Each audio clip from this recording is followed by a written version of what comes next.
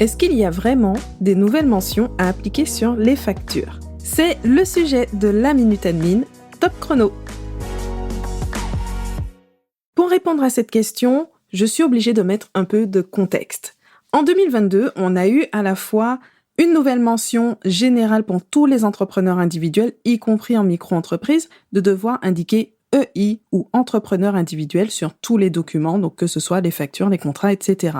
Et dans la même période, on a eu un texte qui indiquait les conditions du passage à la facturation électronique généralisée à toutes les entreprises, et dedans, on avait 2 nouvelles mentions à appliquer sur les factures, 4 nouvelles mentions exactement.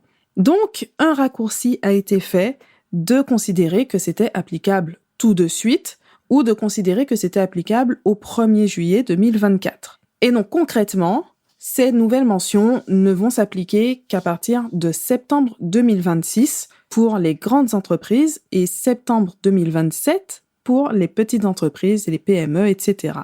Simplement, les textes ont été publiés à l'avance pour permettre aux entreprises, aux éditeurs de logiciels, à tout le monde de s'adapter. Et donc, c'est dans ce cadre qu'on a déjà su les 4 mentions à ajouter aux factures, mais qui ne vont s'appliquer que dans le cadre de la facturation électronique, donc avec un calendrier. Et comme ça a été repoussé à 2026 et 2027 au lieu d'un démarrage à 2024, ça fait que ce n'est toujours pas applicable.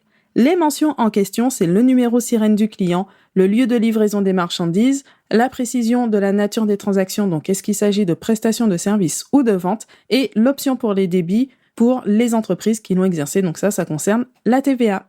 Bien sûr, rien ne vous empêche de déjà indiquer tout ça sur vos factures, mais ce n'est absolument pas obligatoire pour le moment. La Minute Admin, c'est le format court du podcast J'aime la paperasse où j'aborde une actualité, une information, une astuce, ou alors je réponds à la question d'un auditeur en moins de 2 minutes, montre en main. Pour aller plus loin, retrouvez les épisodes au format long et également les interviews et bien sûr toutes les ressources disponibles sur j'aimelapaperasse.com. Merci pour votre écoute et à bientôt pour un nouvel épisode.